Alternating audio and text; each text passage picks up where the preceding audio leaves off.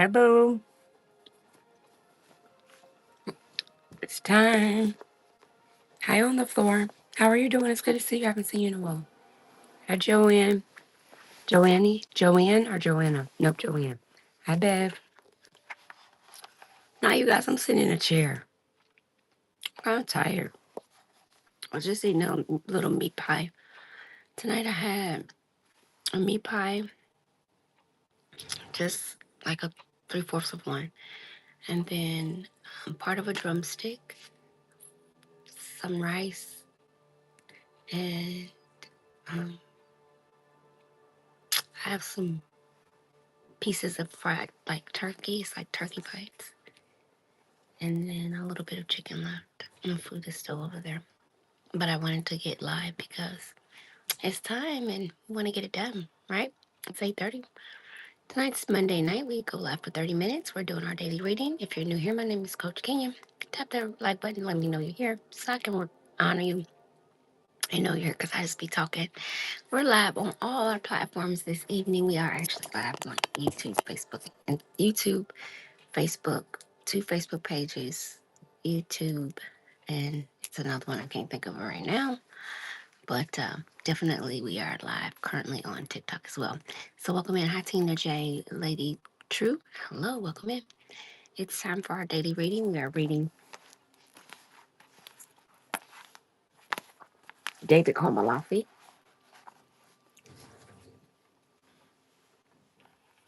Hi, Dee Dee. Hi, Nikki. Hi, Paulette. Hi, Pam. U.S. Receivership, Kenyatta. How are you? And we're finishing up Search Me.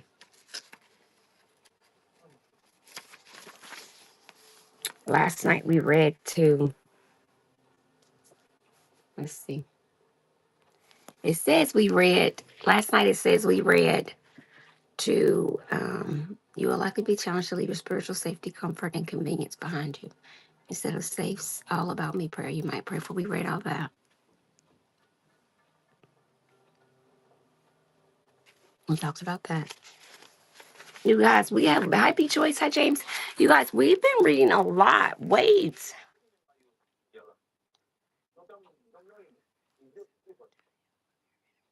We read this. We read all of this, you guys. We're actually on 1.2 already. 1.3.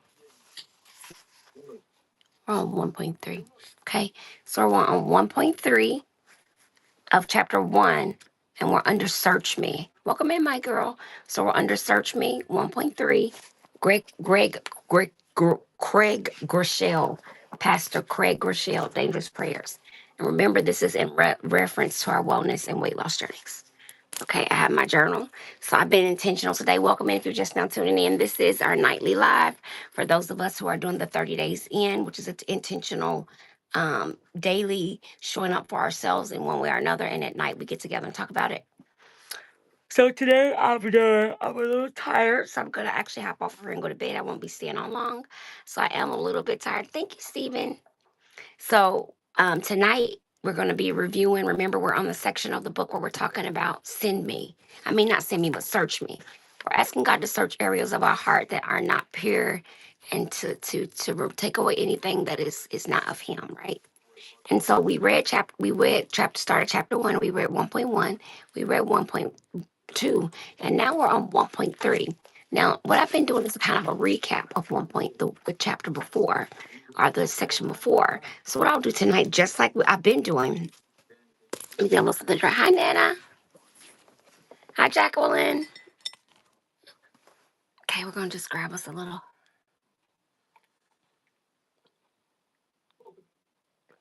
coffee for our throat. Okay. If you're new here and you're not sure what we're doing, we do a nightly reading, nightly motivational, inspirational reading. It's spiritually based, and it's more focused on your walk with God. Okay, and food. And that's the important part.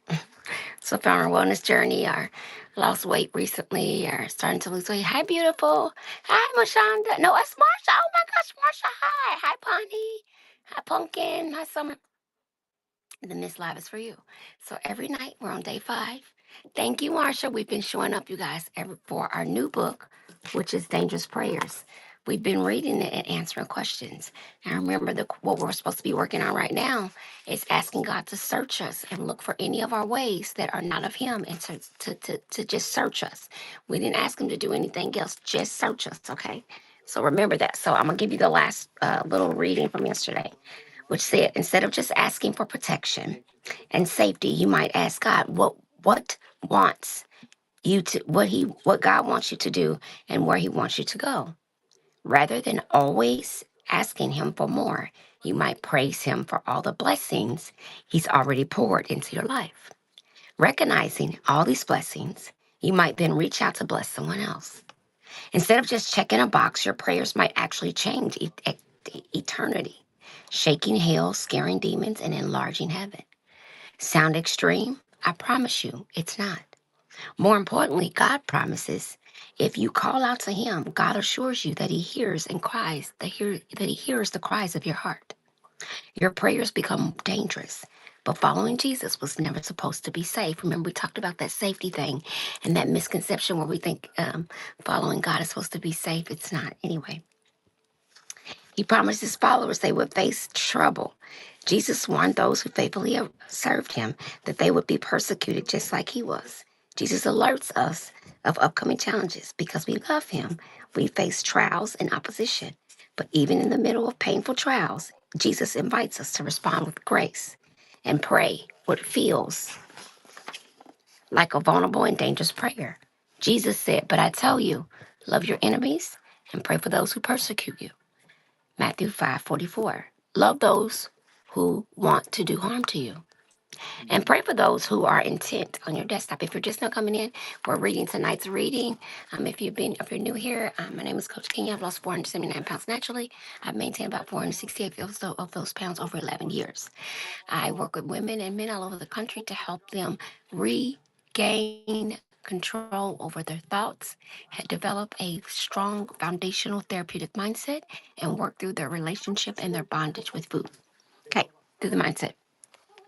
And what we're doing tonight is we selected this book at the beginning of the year, and we're working our way through it and how it applies to our relationship with God, and how sometimes God is on the outside of our wellness journey, and we don't know it because self will is running riot.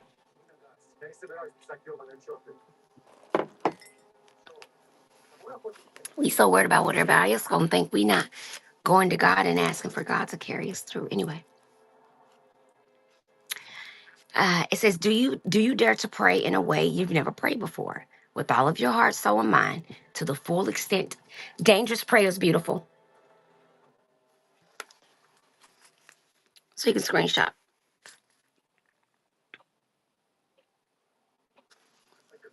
Got it. Let me know if you got it. I'll hold it up again, okay? What would happen in your life and the lives of those around you if you started praying dangerous prayers? Do you dare? That's where we left off. So last night I challenged you and I said, okay, do you dare? Do you dare? Do you dare to ask God to search you? To search every corner, every crack, every crevice of your heart. We're in the church tonight, you guys, not at the desk. So this is what y'all got now. I'll scoot you back a little bit, but then you're so far back, I'm afraid you might fall down in the crack. Okay. Are you willing to say, okay, God, you got search me. Search me, search me, search me. Search me, search me, search me. No, I'm sorry. All right, 1.3. Let's jump into it. Here we go. Hi, Becky, Belka, Bikey, Beaky, Bika, Hobeka, Hobika. I don't know how to say it. Miss Rich Foodie, welcome in. All right. This section is called The State of Your Heart. If you're new here, let me know. If you need me to tell you what we're doing, you gotta let me know, because if not, I'll just be doing my thing. The first prayer comes from David, and it's a doozy. In the Old Testament, we see David squaring off against God. Enemies left and right. In a raging fit of jealousy, King Saul falsely accused David of treason and attempting to assassinate the king. Saul sent his full forces after David in repeated attempts to take his life and remove what Saul saw as the biggest threat. And he knew how to hit where it hurts. He claimed David wasn't faithful to God. With all his heart, David wanted to please God. He fought against the anger in order to protect and show honor to the king. Yet, knowing that his motives weren't always perfect, David surrendered his heart before God and prayed one of the most vulnerable, transparent, and dangerous prayers you'll ever hear. Wanting to honor God in every aspect of his life, of his being, David prayed, "Search me, God, and know my heart. Test me and know my anxious thoughts. See if there is anything offensive, any offensive way in me, and lead me in the everlasting." Psalms 139, 23 and 24. Not only in this prayer is this prayer difficult to pray, but it's even more challenging to apply and live out.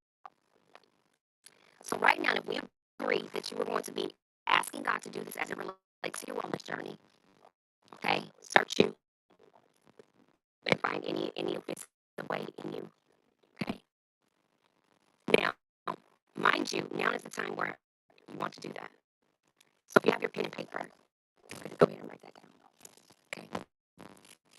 Now, hey Regina, welcome in, beautiful. The reason why we're Lisa, welcome in. The reason why we're committing and saying hi to that. The reason, hi Joy. The reason why we're committing, what's up, Carrie, to this thing. The reason why we're saying it when we're writing it, because we want our brain to acknowledge it. Once you wrote it down, let's go. Not only is this prayer difficult, it says, but it's even more challenging to apply and live out. Because if you have the courage to pray it, then you will need to exercise the courage to live what God shows you in reply. Here, hold up now. Wait. Don't write it down yet. Hold up now, Shody. Shody, hold up. Thank y'all for the lights, baby. Hold up, listen. Did y'all hear what I said? Because, see, I'm telling y'all to join me on the journey of doing something intentionally. But I just realized that I may be asking you to bite off more than you're ready to chew mentally, right? Because it said that if you decided to pray this prayer with me, you must be prepared. That if you had the courage to pray it, then you need to exercise the courage to live what God shows you in reply. Do you understand what that says? That means when you pray, God, change me, take it away, heal me, fix me, give me another day, change me, take it away, heal me, fix me another day. That means when He shows you what you're supposed to do, no matter if you want to do it or not, you need to do it because you are the one crying out for God to show you the way. He's been showing you the way, and because it's not what you thought He would show you, you don't want to take the way. Then why would you pray it? So I'm asking you tonight, don't go asking God to show me the way to what my food bondage might be, and God reveals something to you and you refuse it. Oh, I speak against it. That can't be it. Well, you actually prayed for God. Remember, you prayed for God to reveal it, so that God can also then turn around, double down, and heal it. I need you to say that out loud. I'm praying for God to reveal it, so He can turn around, double down, and then heal it. And just say it again. I'm praying for God. Come on. I'm praying for God to reveal it so He can turn around, double down, and heal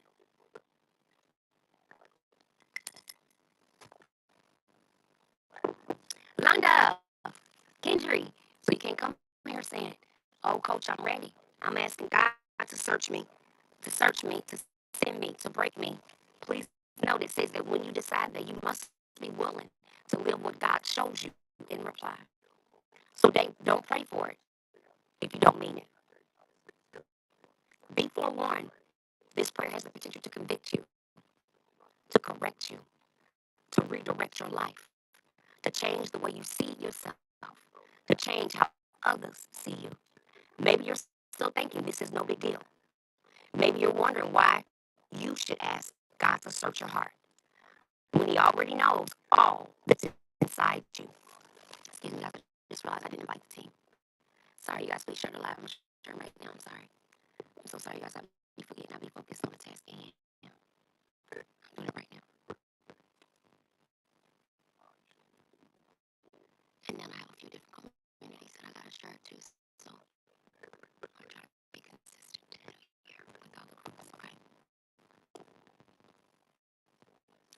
got a shirt. There we go. Okay. All right. Did it turn my page on me? God forbid. Nope, it didn't. There we go. I lost a lot of weight and I'm trying to maintain it. And I believe it's messed with. Yes, it does mess with your mental health. And I know that because I experienced the same thing. I lost over 470 pounds and almost lost my mind. And then I make sure other people don't lose theirs. Yep. Because it's something serious. And you don't know what people don't know what we're talking about, baby, until they've been there. So shouts out to you for understanding and knowing what I've been preaching and screaming on this app since I came on here 3 years ago. I've been on my journey for 11 years. I came on this app in 2020. That was 5 years ago. Queen, welcome in. I just did the shirt. Amen. And so I just want you to know that it does do something to the mind. The mind is definitely involved in weight loss. I don't care how many people tell you can outrun it in the gym. You can out calorie count it, restrict it. You can stop eating all the white stuff in the world and go to straight liquids, and you still gonna have a battle if you don't deal with why you were eating in the first place. You just gonna go. You gonna go to sneaking and eating. That's all. All right. So back at it. It says you'll need to exercise courage. Remember, then it said if you don't mean it, don't pray it. It said that if you don't mean for God to search you, every part of you, every part of your heart, and reveal it, then don't. It said don't ask Him. It says maybe you're still thinking if this is no big deal. Maybe you're wondering why you should ask God to search your heart when He already knows all that's inside you. You know what's in there. He knows what's in there. So why ask something so obvious? This is where it's tricky. Hear this out, hear this out, hear this out. Here we go. Take notes. On the surface, it seems like we would know our own battle, right? Our own hearts, right? I know my motives. I know what's most important. I know why I do what I do. Besides, you might tell yourself, I've got a good heart. I'm not trying to hurt people. I want to do what's right. My heart is good. I'm praying, aren't I? But God's word actually reveals the exact opposite. Hold on, get a train, baby. We about to get on. It might be a shock when you hear it the first time, but Jeremiah tells us some straight up truth. Oh gosh, here goes. Okay, I'll tell you in a second. Let me finish the reading, baby. But the first thing is mindset. Mindset, baby. Mindset. No dieting, no restricting, no calorie counting, learning, training your body, healing the inside out with nutrition, properly fueling it, investing it in it the right way, not looking for a microwave solution, but a solution that you can live with for the rest of your life.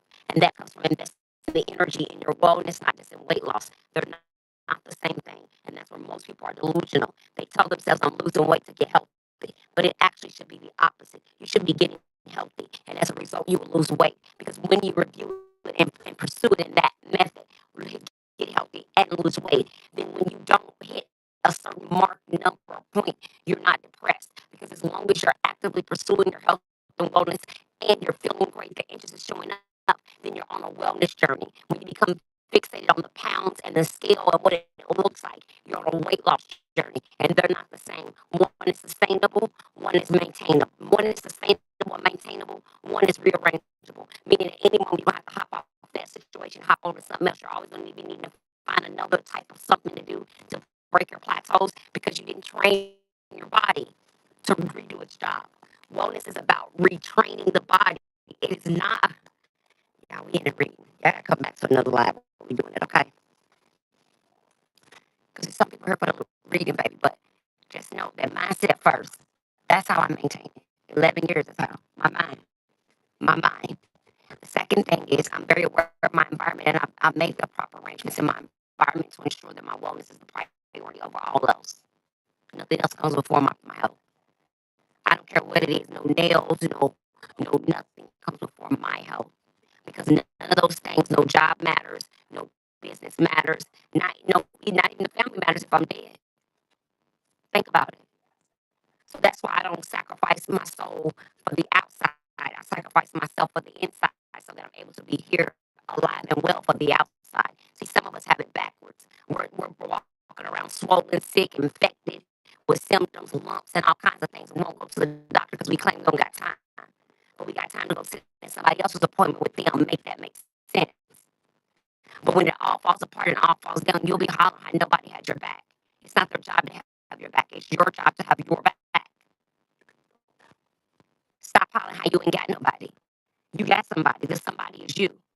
It's up to you if you decide to validate who you are or not. And that's something I had to teach myself. I got somebody. I got me. And then I have God. And if I'm using intuition and looking for my destiny helpers, God is going to ensure that I see my destiny helper at the proper time. So if I'm a single, I'm a divorcee, and I have my own home, and something breaks down, I already know God probably got somebody waiting in the right wing to come fix it because that's how He works. It's going to be up to me. If I take it to man first, of course I'm going to go wrong. But if I take it to God first, He's going to put somebody on my mind I haven't thought of for months that does that thing, and they're going to be able to come right over and handle that thing for me. Why? Because it was aligned by God, not by my self will. But I have to first know this is where my issue lies. So when you ask me, how would I do such a thing? How? I did such a thing because I had to start looking at the way I was thinking about the things that were happening to me and around me. See, I had a mindset that was codependent, a lifestyle that was dependent on out succeeding, the pain, the shame, and the past. And when the world slowed down and it all caught up with me, I tried to eat it away. And what I can tell you about trying to eat away the pain of your past, or what I can tell you about trying to eat away the pain of your past is that you'll never get enough food within your soul, that hole that's in your stomach that you feel when you take a deep breath, like you holding your breath. Baby, ain't no amount of snacks you can eat to feel that. I tried. That's another laugh. Just tap the like if you with me. Just let me know if you over here with me. That's another laugh. But what I'm trying to help you understand that this is a mind. I'm gonna say every night. As a matter of fact, I'm probably gonna start getting the red triangle for hollering mindset, because I get hundreds and hundreds of messages, and I want to know how I got where I am. And it's the thing in between my two ears. I have battled through depression, anxiety, suicidal ideations, addiction, alcoholism, all of the above. And the one thing I have consistently focused on changing is the lifestyle that I live and the way I think about it. And even right now, today, I'm having to change the way I think about my lifestyle. Why? Because I'm struggling.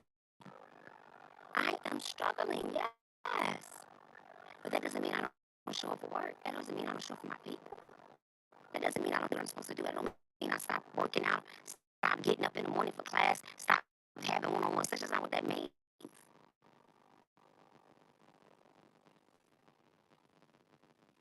That's not what that means.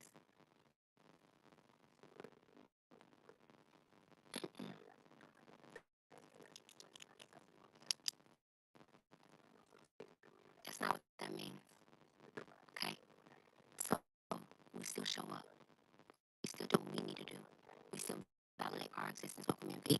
We still make the right choices because we come to a point in our transformations and in our journey that we are the number one priority above all else outside of our God. The order is ourselves, is God, ourselves, and then the family, the husband, the kids, the duck. It is not God, then everybody else, than us under the corn box where all the rats are dead. No, no, no, no, no. Because if I claim I'm the head, like I say I am, then how good of a head am I if I'm falling apart? Think about it. All right, it goes on to say, it said, maybe you're still thinking this is no big deal. Maybe you're wondering why you should ask God to search your heart when He already knows all this inside of you. And it said, this is where it gets tricky on the surface. It seems like we wouldn't know our own hearts. Remember, he went through and talked about all the different things and said, but God's word actually reveals the exact opposite. It might be a shock when you hear it for the first time, but Jeremiah tells us straight up truth. Jeremiah was a son of a Levitical priest born around 650 BC. During the reign of the King Josiah, God raised up this young prophet to take God's word to Israel and to the nations. Thank you. Jeremiah outsays you. Jeremiah flat out says, you, along with me and everybody else, don't have a good heart. In fact, not only is your heart not good, but your heart is wicked and sinful in all this. How come I never read this part before? Wait. Hold on. Hi, Ron Cheddar. Queen, Did you read this part already? Okay, wait a minute. We gotta back up, back up, back up, back up. Go back up, y'all. It says this is where it's tricky. On the surface, it seems like we would know our own hearts,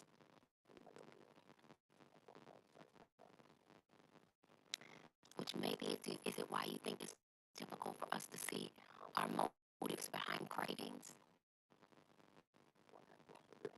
Do you think it's possible that this very thought of our difficulty of just thinking that thinking this kind of everything's all right mentality, everything that nothing's connected to anything, this kind of blase-faire idea, do you think that that kind of in parts of our life gives us a sense of excusable behavior?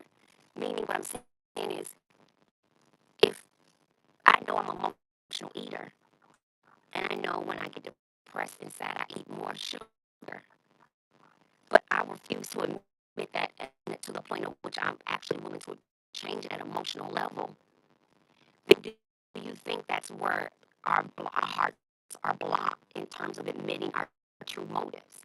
Like, if I know that I'm an emotional eater, I know I eat emotionally, I know that I've been doing it for years, but yet I'm not willing to invest the sacrificial efforts and work in dealing with the emotional connection that is fixing. I would rather just try to avoid sugar instead of just answering the question of why am I eating instead of working on the feeling. Why, when I'm sad, do I automatically need to chew? Why does my body think that? Where did it come from that that message was delivered? At what point did I use chewing to calm myself from the form of depression or anger to where today it still thinks that that's how we resolve that feeling or emotion? Are you with me, or is that too deep for you to catch? Talk to me. Now tap it up. Let me. Matcha latte, lady tea. All right, so we're gonna go back down because it says, I'm gonna read it again. It says Jeremiah flat out says, you, along with me and everybody else. You said you got me, you see, you got me, Z. You and me, all of us, along with everybody else, has said, we don't got no good heart, y'all. Look, I don't want the straight country. All the education and degrees is out the window. It said we ain't got no heart, like, good heart, y'all. It said that now there that we was, hold on, I'm gonna go black on now. This said that there that in fact, not only is your heart not good, but your heart is wicked and sinful in all its ways. The prophet said the human heart is the most deceitful in all things and desperately wicked. Who really knows how bad it is? Jeremiah 17 and 99. It's easy to pretend we are good at heart, but the Bible teaches us that our heart deceives us and is desperately wicked. At its core, our heart is all about self, not Christ. It's about what's temporary. Up, up, up, up. Here's why we like dieting. Here is why we get addicted to dieting. Here is why we get caught up. Watch it. Here is how it happens to us soul and spiritually, ladies. Watch it. Watch it. Open us up. Look, it said, it's easy to pretend we are good at heart. Y'all know, like, go back and read a little bit. But the Bible teaches us that our heart deceives us and is desperately wicked at its core. Our heart is all about self, not Christ. It's about what's temporary, not eternal. Oh my God. That's why we can't keep the weight off. Hey, hey, God, wait. It said our hearts are innately addicted to temporary fixes. It said that we will be willing to seek temporary things over eternal things, which is why half of us are refusing to walk this journey through mindset because it takes too long, because you want a microwave solution for a crock pot issue. And the Bible been telling you, hey, hey, hey, I'm hot though. I'm hot though. Hey, my God. My God. Hey, my God. My God. I'm hot though. I'm hot though. I'm hot though. Hey, man. Oh, my God. My God. My God. My God. Y'all didn't even catch that. Y'all didn't even catch that. Y'all didn't even catch that. Y'all, listen, this is how I know nobody caught it. But maybe the people that are already on my team, you know, I know nobody, anybody caught that? Because if you caught that, baby, sharing, because that's mind boggling. Many of us keep asking. I heard hundreds, and that's why, you know, I be checking, right, for the trends, for what people are asking. And I see thousands of women of all colors, all sizes, all shapes, all economical, social status begging, pleading for help, why they can't keep the weight off, why they can't stay motivated. But I can't get none of them to stay over here long enough to listen. Why? Because everybody wants the weight gone tomorrow. But you don't realize that that weight has been put on you for years, well before you saw it. And see, that's the problem. Many of us don't recognize that right there. Some of us were obese in our thinking and our emotional development well before it ever showed up in our body. Many of us binged and purged and laxatives and dieted and enemas for years before we were truly obese. See what we were already in the thick of this thing. Thank you, baby, for the gifts. Cynthia, why have you? Please, can you confirm your address before one more package comes back to this house?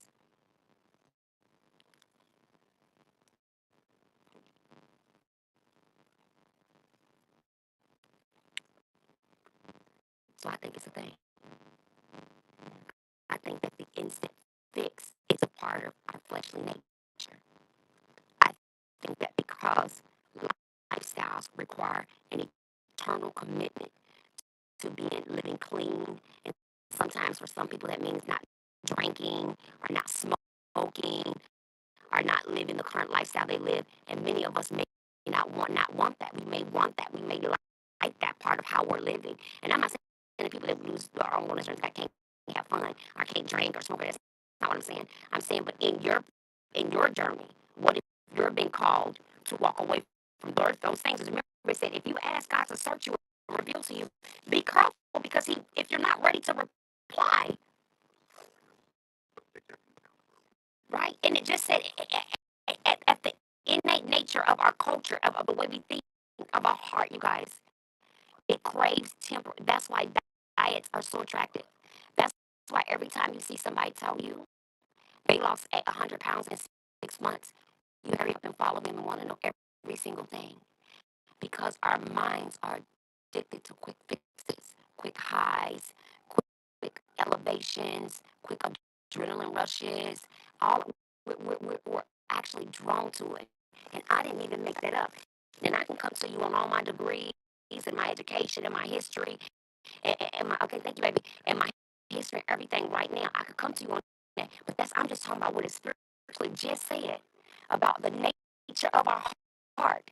Now think about how that actual innate nature of wanting to a temporary fix to soothe oneself can actually translate into the struggle of your wellness journey because it's a blockage not just in your mind and body, but it's in your heart.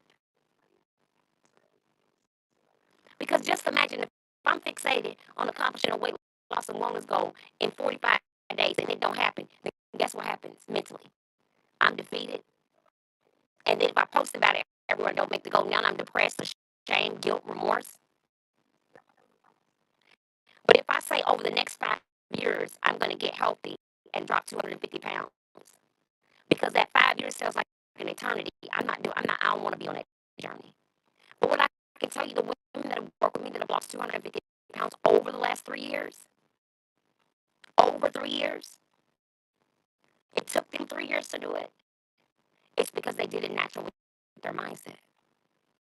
They looked at their emotions. They looked at the symptoms, the signs. They looked.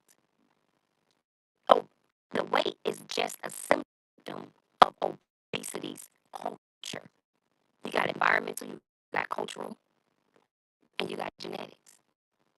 So you got a variety of things playing a role in why you can or cannot keep weight off. If you ignore those outliers,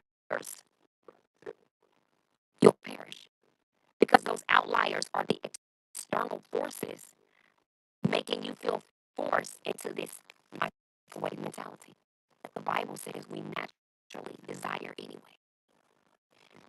So therefore, the world is never going to stop telling you to just starve yourself and lose 100 pounds overnight. Why?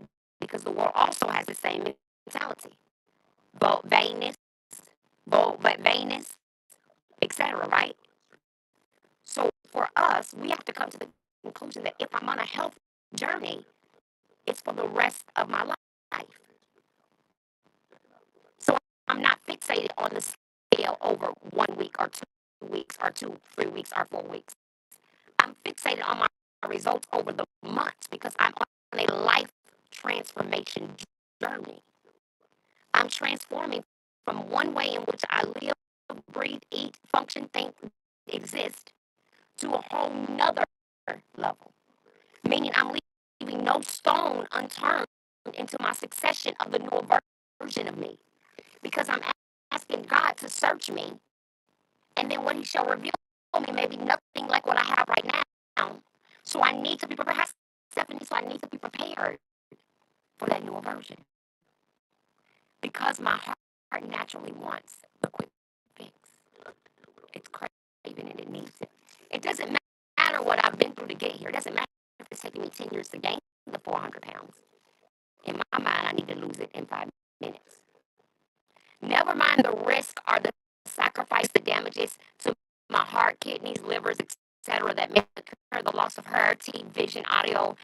It doesn't matter what I'm going to lose in the process as long as I look smaller than I look right now and I'm willing to give it all. And in some cases, many people are willing to die.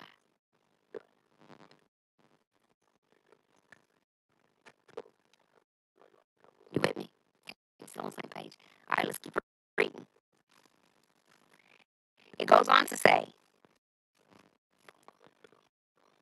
it's easy to pretend we are good at heart, but the Bible teaches us that our heart deceives us and is desperately wicked. At its core, our heart is about self, not Christ. It's about what's temporary, not eternal. It's about what's easy, not what's right. It's about what's easy, not what's. It's about what's easy, not.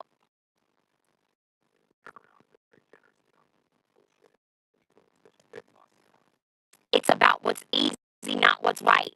What's right is you learning how to nutritionally fuel your body, understand the difference in a carb and a complex carb, protein, high power protein, low power protein. What do you understand what I'm saying? What's right is you actually pulling back and going through the proper process to make sure you know about how to properly not only just fuel your body but your children's body. But that's not the method we take. We go on a health journey and leave our children who are all the way out of it. Well, how does that make sense? Why? It just told us because at heart we're selfish. At heart we only care about us. At heart we want a microwave fix. At heart we want our own thing, fast, right, and hurry. We don't want an eternal trip. Remember, God is eternity. We don't want that. We want it fast, quick, and hurry. We want it like a man with his pants. You know what I just said. We wanted a 2-minute winning. We don't want to work. Why? Because work makes it hurt. We want to slide in and out. We don't want to stay for the long haul. We don't want to be connected up and wrapped up in no soul. We don't want to really dig deep and go past the core. We want to swim around the surface. High cool corner. We want to swim around the surface. But it just said. So when you ask me, Coach, why I can't stay consistent? Why every time I get there I can't stay?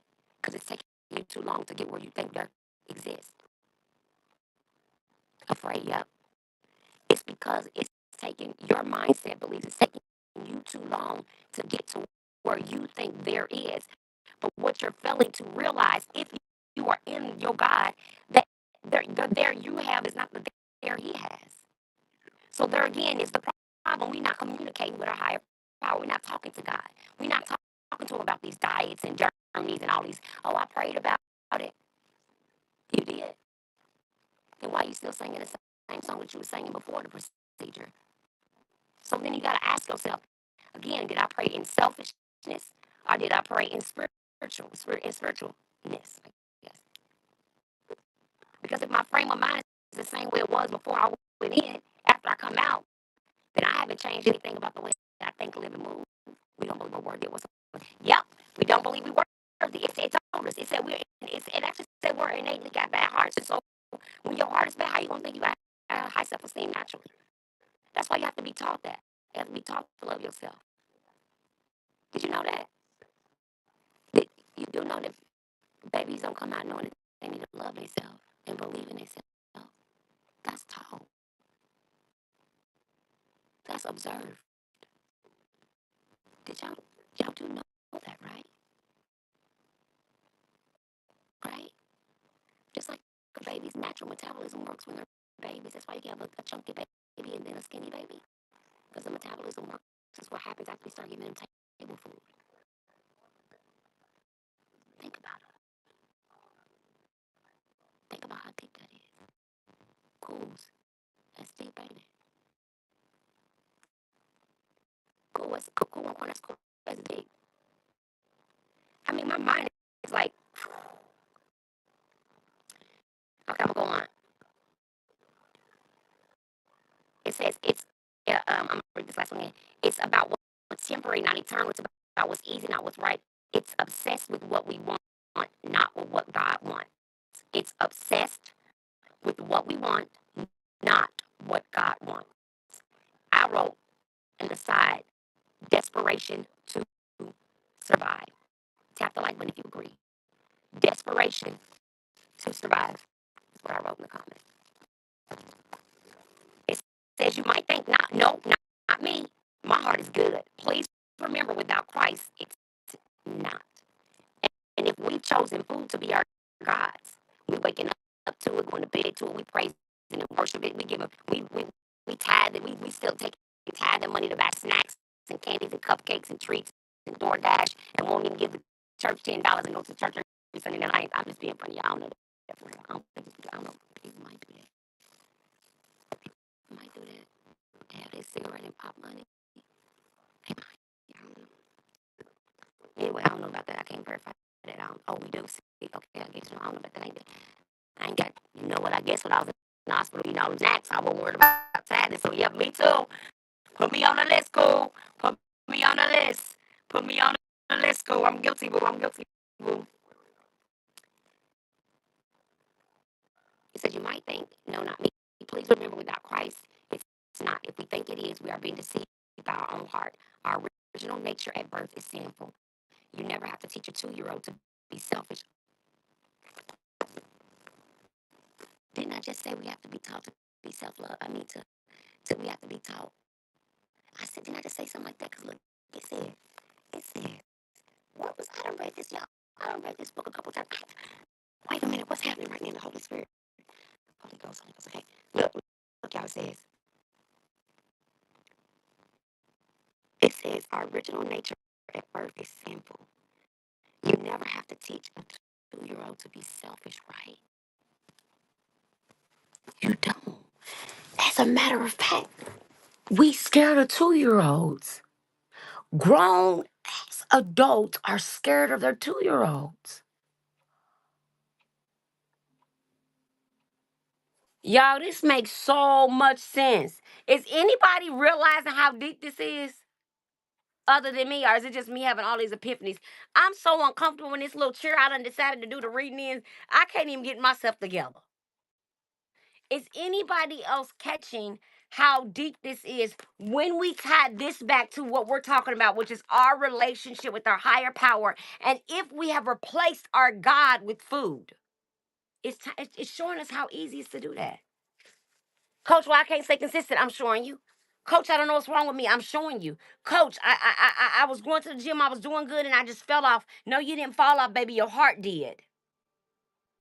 Because you didn't meet the deadline of your selfish mindset through your heartstrings in a timely manner in which you set, not which God said. And therefore you stopped because you was disappointed in you. The mindset told you can't do it. The mindset said you ain't gonna make it. The mindset said you can't keep up with this, so you might as well stop. So the first day you don't go to the gym, you say I'm gonna go out to work. You don't get to go out to work because you gotta pick up the kids. The next day you say I'm gonna get up in the morning. You don't get up in the morning. So then when you get to work, you say I'm gonna go out to work. So you pack your work bag. The work bag's in the car, and on your way home, you realize you in the driveway well before you've ever made it to the gym. So you decide I'm gonna work out at home since you got a treadmill. day, but you don't never get on the treadmill. But the treadmill's looking at you. You looking at the treadmill looking at you. You looking at the treadmill. The treadmill damn near done paid mortgage, but you ain't been on it yet. But it's looking at you and you looking at it. But your goal all them days was to get up and go. And before you knew it, you talked your way right off of what you called your weight loss journey. No, baby. You talked your way right off. You negotiated. You negotiated. Okay? You negotiated with a terrorist. Yep, that's what I called your self your our egotistical, selfish, broken, emotionally unstable mindsets. We're gonna go with that one and we're gonna call it a TR tonight, okay? We let the TR in. We done been under attack emotionally. Let the TR in, and now we can't get it out. We got to rebuke it. Yep, we don't lost the fight to the terrorists. Yep, the emotional one, right? Right? Do you understand what I'm saying? Because the thoughts to engage in the behavior is terrorizing. Do you understand? Because remember, we started tonight's we started tonight's reading out, talking about some of the things that make it difficult for you to stay consistent on your wellness journey. You go into the gym good, and then suddenly you can't get there no more. Or you hurt your ankle and that was 6 months ago. Or you had an injury, you had your gallbladder removed 2 years ago, and that's the last time you went to the gym, which I don't know why it took you 2 years to get back, but that goes to show you that you had medical trauma. But because it ain't nobody out here talking about enough of these things for people to get enough of this information to understand how to naturally do these things to help heal their body and their nervous system, ain't nobody getting healed. We all walking around here with temporary quick fix mindset, stuck on something temporary, making us feel like we somebody doing something somewhere, when really all we are is the same measly, broke, lost, hurting child that God is working on trying to repair. I said it. And I said we. Because I'm in there too. I shames the devil and tells my truth. We ain't gonna have me on here pointing fingers and not taking my ride down the road to redemption and surrender. No, ma'am. Not gonna do it. Thank you, love bug. Not gonna do it. Thank you, love bug. Not gonna do it, ladies, gentlemen. We not gonna do it. And the reason why, thank you so much, Croissant. And the reason why we not gonna do it, because we understand what is this. Everybody should know by now. Some of y'all been coming back now for a whole week to these readings, so you should know by now when I say, because what kind of game are we playing? Type it in the chat. You have been here long enough. Meek, Cool, Cassie, Cynthia, Queen. Y'all been here long enough. What should it say in the comment? Hashtag what? This is a what game? This is a what game? Hi, Rebirth. How are you, beautiful? What game is this? We've talked about it. I talk about it every day. I tell you every day. This is not a body game. This is a... Hi, Foxy. Welcome in, beautiful. I tell you every day, what is this? This is not a body game. This is a... What kind of game is this? Why do we win in I Rise? Why do people on Team I Rise not only say, that's right, hashtag mine? That's how you know Cool is an I Rise member. Because I pound in their head every day. Some of these women that tell you they can hear my voice in their house like I live there. It's so vivid because they're in my coaching program. And every day I'm telling them, think about your actions. Think about your response. Remember, everything is how we respond. This is what I got to get you to chant. You ain't going to, people say, how you stop emotional eating? Well, I stopped emotionally responding to everything. I had to heal emotionally. Hello, think about it. How did you stop emotionally eating? Well, I stopped being emotionally unhealthy. Duh, think about it. I had to do the work of why I was emotionally eating. I had to take the path. It didn't matter how many things I restricted. It didn't matter how many things I cut out. It didn't matter how many times I set a goal not to eat after 7. All it took is the right situation at the what time, y'all, in the chat? The right situation at the what time? Hashtag what time? Hashtag what time? The right situation at the what time? And I was going to be back in trouble. So real quick at that 400-pound mark, when I walked down the hallway and I put the belt over the door, and you know the rest of the story. And today I thank God the belt broke, because the emotional suffering from the identity shift, the BDD, the food noise, the rejection, the loneliness, and the guilt were overwhelming. Guilt, I had what I like to call weight loss guilt. It's where you started your weight loss journey the same time one of your friends did, but you lost weight and they didn't. And so I had a sense of guilt about that for a while, where I had really good friends that they were now larger, and they at one point joined me on my journey, but they didn't stay consistent. So they're bigger than they were. And I'm still losing and maintaining. So I actually had like this sense of guilt that I had left them behind. So I had to work on that. Um, I had to work on seeing myself as someone who was lovable and who was worthy, because I had been hurt and taken advantage of so many times that my brain, this has nothing to do with what I look like in the mirror, that my brain needed to become worthy of such an amazing transformation. Yeah, I don't even know, some of y'all just caught what I said, because sometimes I be speaking on this old spiritual level. But my brain needed to conceptualize the bigness and believe that I was the one capable and worthy of such accomplishment. Because remember, you're talking to someone who was told she was never wanted. So in my mind, even as a 30-some-year-old woman, I'm still feeling unwanted. Now that I'm 47, I know I'm wanted. But that just didn't come overnight. That began 5 years, 6 years ago. I spent most of my life moving, doing, believing, and thinking because I felt like people didn't want me. I wouldn't want people to be mad at me, because then they would reject me. So I had very little voice. I said little and I did little because I didn't want you to reject me. If you needed me, I sacrificed my everything to be there for you because I didn't want people to not like me. If you hurt my feelings, I turned it into a joke and laughed it off because I didn't want you to be mad at me. Because I needed to know you wanted me. See, this has nothing to do with food, but if someone was to say or do something and I personalized it because I was emotionally immature, then I would go home and eat about it. Did y'all understand what I just said? It's like you knew my whole life, and this is my first time tuning in. Z-Mac, believe it or not, and I thank God for what I'm going to say next.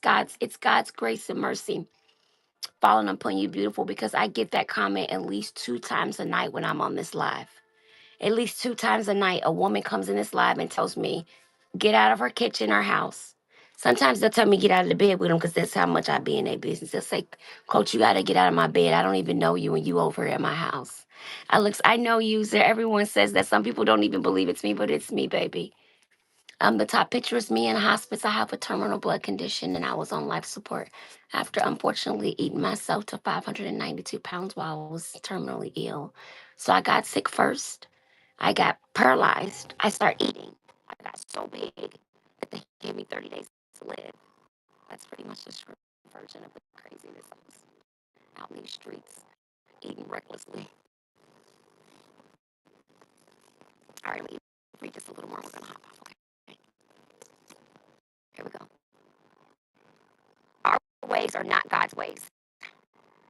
That's why we need Christ, not just to forgive us. Thank you so much, user, but to transform us. Okay, here we go. Um, do I need to read back up for just for my new people that came in the building?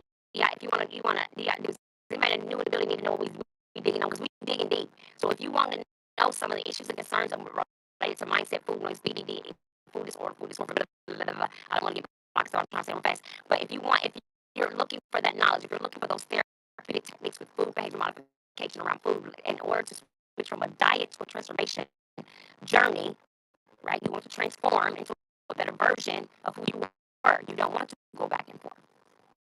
That's not called a transformer. That's called a VCR with a rewind button. And they're old. No one even has them anymore.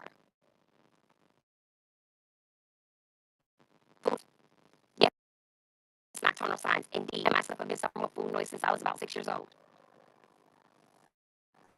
I can even remember and recall the first hunger bag in my bedroom. Yeah. Food noise is when, so food noise and hunger cues, some people get them confused because they've restricted so long, so they don't know the difference in the two because they have restriction issues. When you restrict a lot, you actually can't tell the difference between food noise and hunger sensors. But those of us who eat regularly, we eat all throughout the day, we make sure we eat. We don't have to be hungry. And lowly becomes, I call it the devil. You know, I'm sorry, I'm gonna call it what it is. Low becomes little mini redhead, mini spiked head. Okay, so we're gonna call it mini spiked head.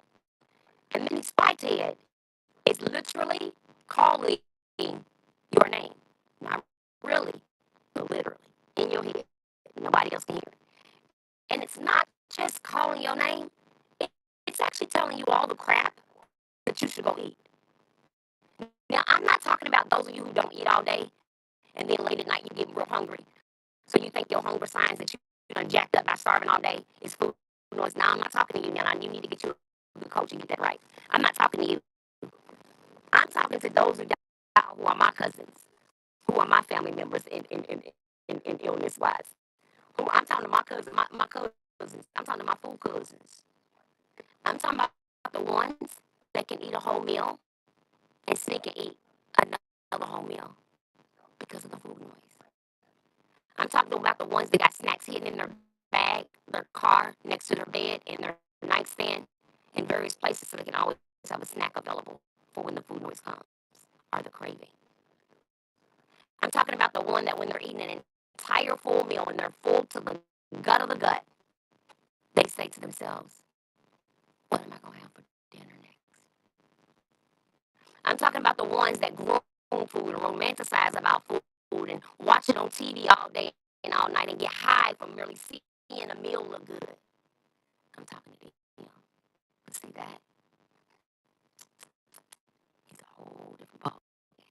And my friends, trust and believe, these things get us all. Size is all inclusive. What y'all don't realize is big bags, as they call us, think it's the size. Big backing is a mentality. And I need you to remember that. Big backing is a mindset. It's a certain type of eating strategy, even. Have you ever noticed that all mukbangers do not chew up their food, swallow it whole, and chase it with water or liquor? Because even a mukbanger is using food as a vice. See, I can get deep with it. We can go on and off into Mary Lou's Valley with it. We can get on upstairs and go to Eden's Garden if you want to. I know how to grow a couple plants now, so I don't mind going to a garden, but I ain't gonna lie, for a while I couldn't keep a plant alive. So if y'all said we had to go visit Eden, I ain't going. I ain't gonna make it. My plants is gonna die in transit. Just let you know my struggles. I'm gonna read a little bit more. And if I'm talking to you, tap it up and let me see you. But if I ain't talking to me, to ask the questions now. I ain't in this by myself. If you have a thought, let me see it. It said that's why we need Christ not just to forgive us, but to transform us, to redirect us, to make us new. If you still believe you're inherently good, then let me ask you, how often do you lie? If you answer not that often, then you're probably lying right now. If you answer never, I know you're lying. Greg Rochelle, they're gonna give it to you, Z Mac, right now. Queen got you. My bot's gonna tell you right now. Welcome in, user. Research studies reveal that most people tell multiple lies every day. Not lying has to be intentional because our brains have a tendency to forget that there's a type of lie called, what's the lie I'm talking about that most people don't think is lying? 99% of the human population think this form of information is not lying.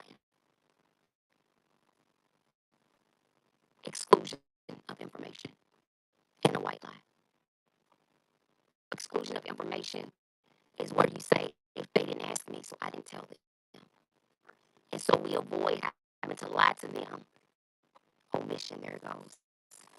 We omit or fabricate the full story, and we don't realize that that's actually lying. When we leave out details of a story to avoid hurting someone,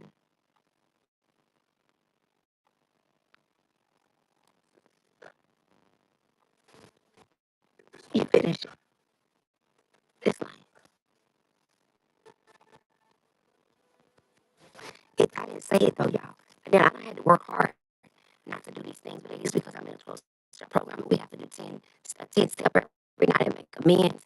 So when you have to report to somebody, when you're out in the streets acting crazy, you learn after a while, you start working real hard to make sure you ain't the one have to report your foolishness and childishness and inappropriateness to no another grown person. That's when you're in a 12-step program. I'm just telling you, I got two sponsors, so I'm just trying to let you know what I go down.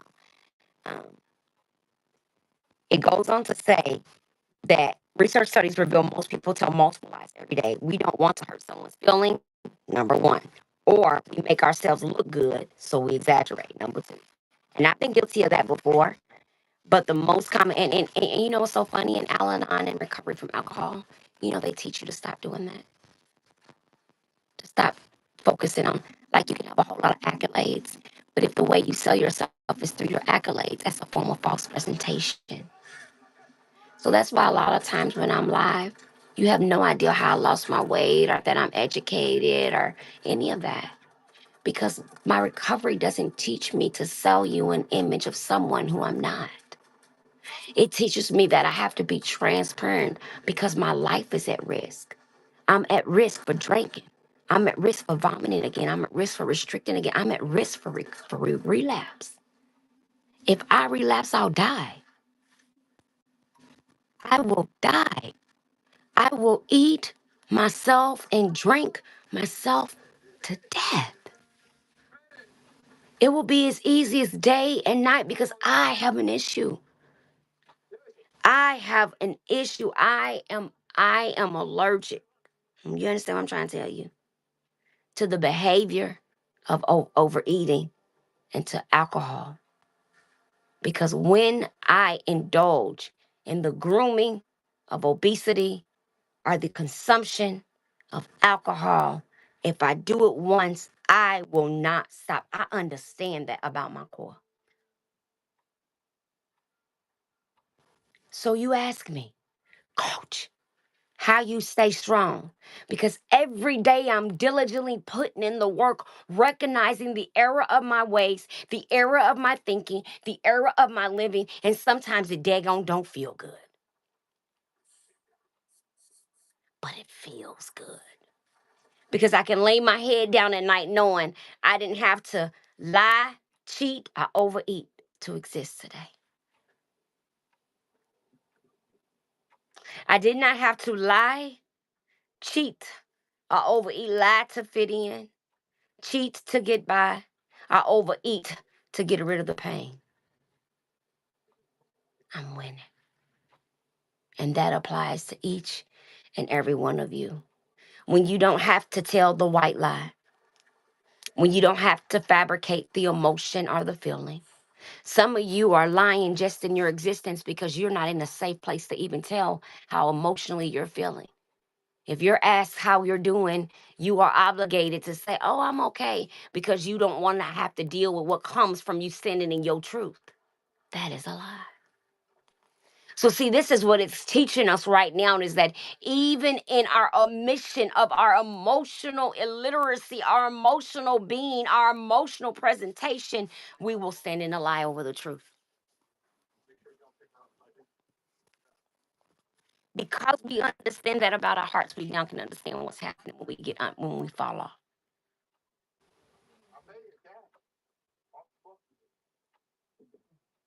Now all the signs are lining up. Now all the ducks are counting the rows. Now it's starting to finally make sense. Now we're winning. Are we together? Right, last part of the reading. I'm going to read this one part again. Our ways are not God's ways. That's why we need Christ, not just to forgive us, but to transform us. Remember, we started this reading because we took a poll and agreed that many of us have never cried out to God about food, have never cried out to, we cried out to God about help me lose weight. But we're talking about our actual emotional relationship with food. Many of us have not given over the fact that we may have made food our God along the way and need to be asking for forgiveness. Yes, Cool Corner. If you believe you're inherently good, then let me ask you, how often do you lie? And then if you say I never, then then we know you're lying right now. Research studies reveal that most people tell multiple lies every day. We don't want to hurt someone's feelings, or we want to make ourselves look good, so we exaggerate. But most common lies are the ones we tell ourselves. Here we go.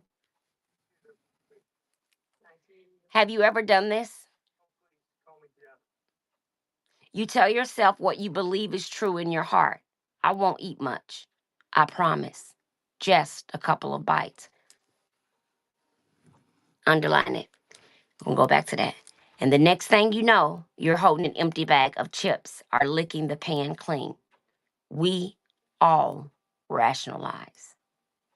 No one likes to face the ugly truth that they drank too much, that they think about things they'd be ashamed for anyone else to know, that they laugh at others' mistakes and gossip behind their backs.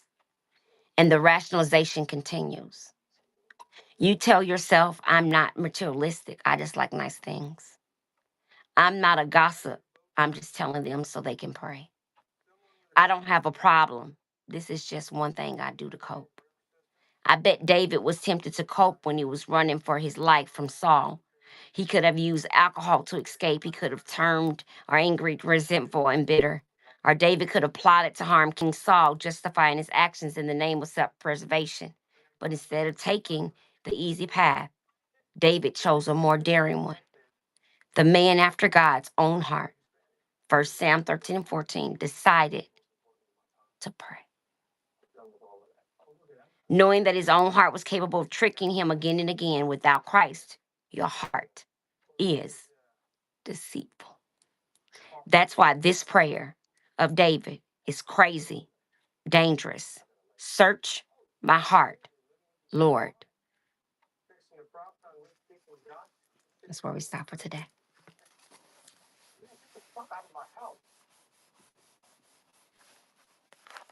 Search my heart, Lord. We'll start here tomorrow. My broken nail feels funny. Remember, I broke my nail Monday. Well, Saturday. Sunday at church, packing bags. Okay. Any questions about tonight?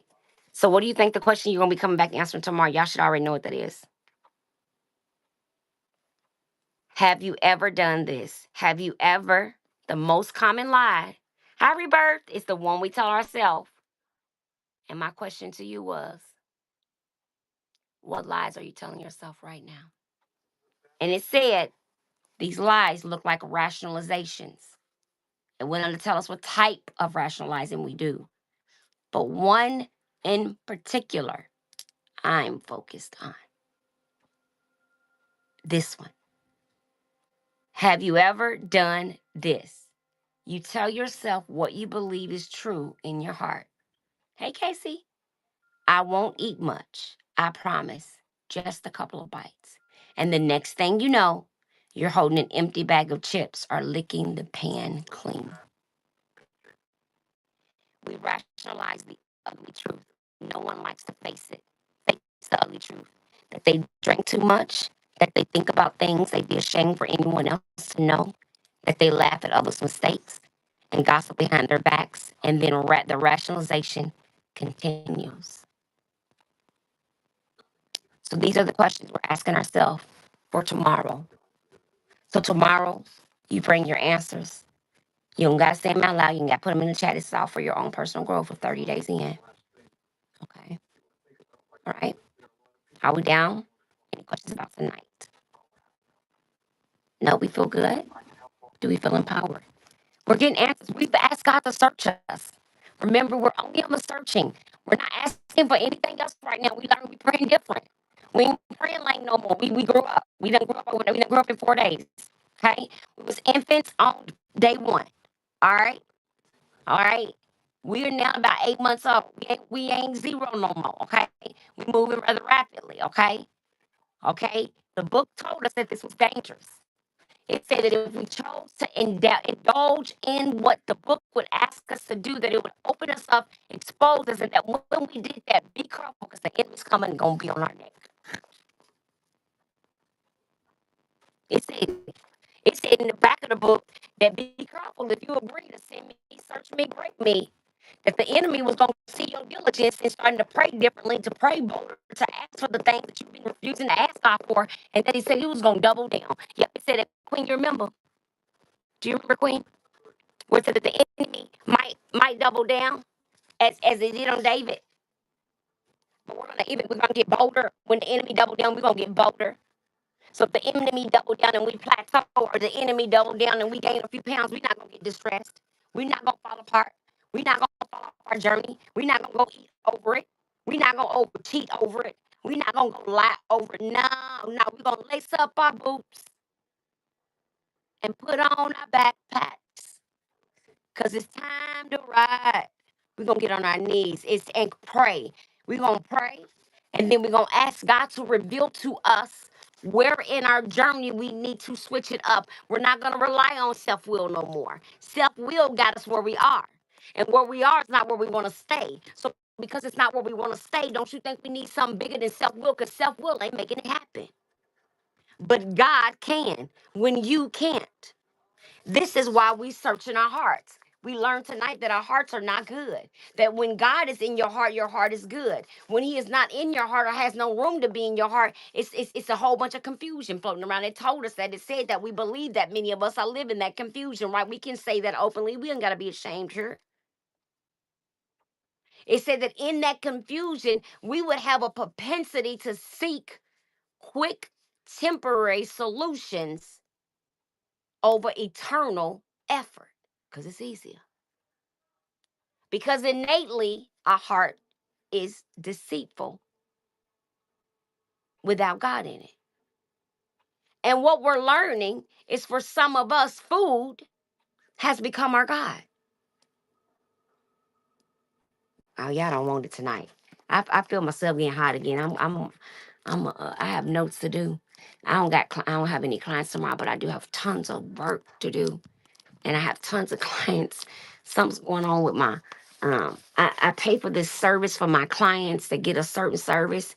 And when the Verizon's phones went out, it messed up the text messaging. We getting all kind of text messages talking about things that ain't even happening yet. Listen, coach got stressed on her. Y'all don't even know. I'm having a hot flash or something, but it's probably see, we're not going to eat. We're not going to even take a sip of coffee. I'm feeling pressure from what I'm talking about. So I'm going to calm myself down, let some air hit my face and relax. Because God's already on it. I don't need to get too worked up. I can acknowledge that it's a struggle. I can acknowledge that I'm suffering. I can acknowledge that it's killing me. I can acknowledge that it's taking chunks out of me. But what I don't have to do is to let it become a urgency of a burden where I can't function through it. You understand what I'm saying?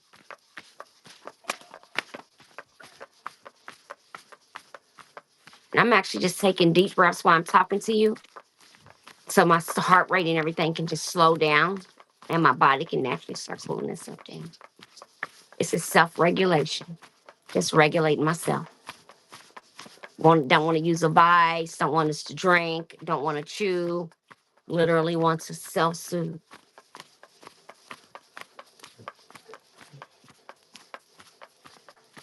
So this is something you can do if you're someone who sleeps with the fan on at night and you need cool air to blow on your face.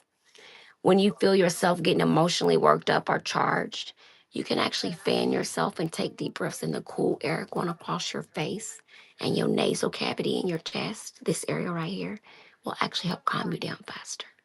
Okay?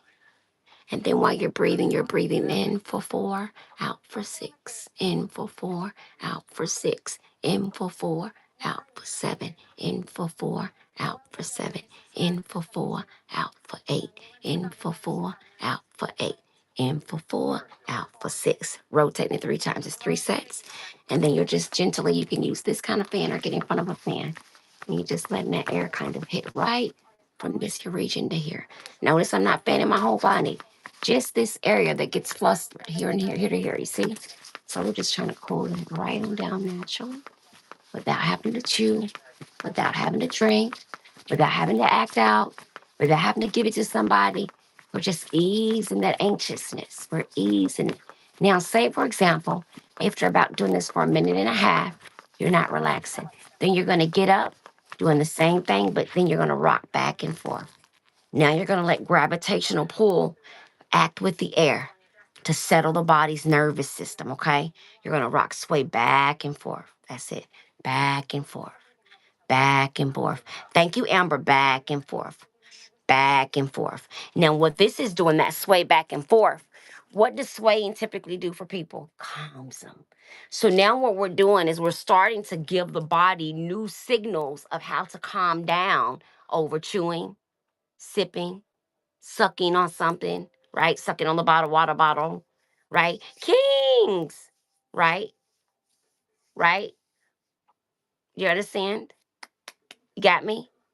So we swaying, we rocking, but we're using those techniques that you're learning here to help you when those moments come, so that we don't end up with that bag of chips, so that we don't end up in that drive-through, so we don't end up with the box of crumble cookies or the package of soft baked cookies from the grocery store, or the Takis or the hot dogs and all of those little goodies they have in the gas station. Hi, Tamiko. They have in the gas station that you can scoop up and eat up on your way home, right?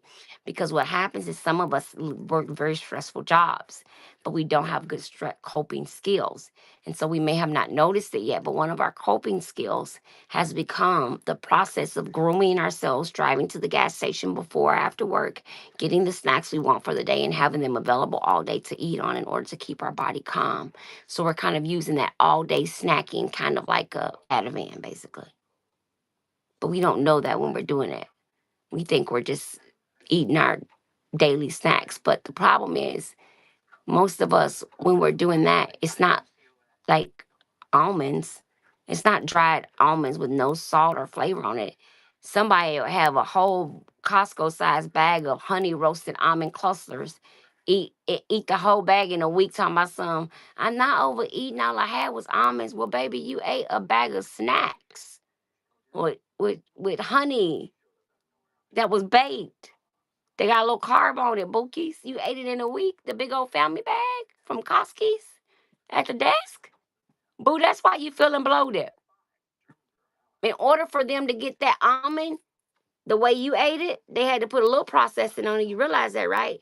So that raw almond that you're telling me you ate wasn't raw, Bookies. They cooked it up and baked it in that topping, that coating that's on it.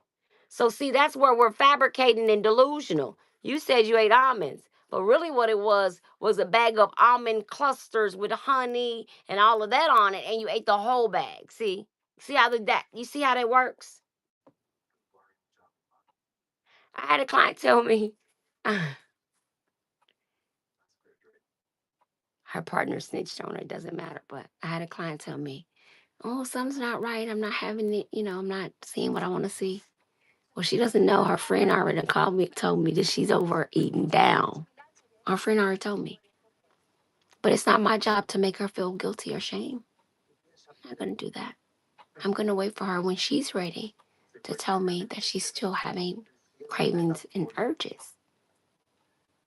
It's not my job to make her feel more guilty than she already feels or more shame. She already feels shame because if she didn't, she would have already told me. Do you understand what I'm saying? So even though I know what may be true for her and what the barrier really is, I have to wait for her to naturally evolve to tell me. Don't you know that's what love really is? Love is letting others evolve.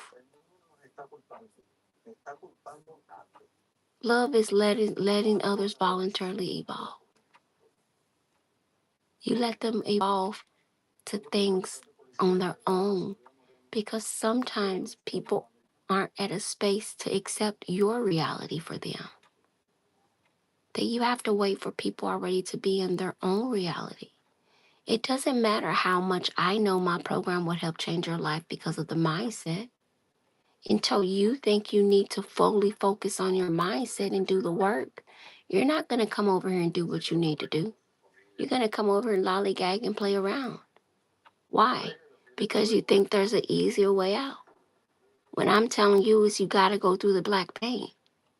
This is one of those, like babies got to come through the birth canal. This is one of those. You got to come through the birth canal. You have to. Yeah. So that's all. All right. That's all we got for tonight. We did that. We did that. We did that.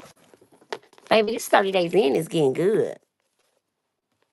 Unfortunately, guys, when my clients come back in session, we've only been able to go live long because we had a few days off, but unfortunately, starting so tomorrow, Wednesday, I'll be back with my clients. So our lives will go down to about 15 to 20 minutes. So make sure that you're looking for the notification when I go live so that you can continue to read. Don't forget to grab your book. It's right here.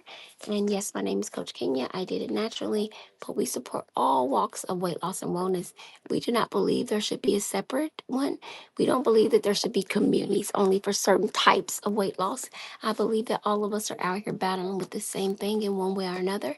So therefore, it should just be a community of all of us seeking a better version of ourselves and doing it healthy. May God bless you all and have a great, great night. I'm Coach Kenya. We're going to end on here on YouTube, Facebook, and Instagram, and then we'll finish up on TikTok. So if you're on any of those platforms and you want to join us on TikTok, we'll see you over there. All right.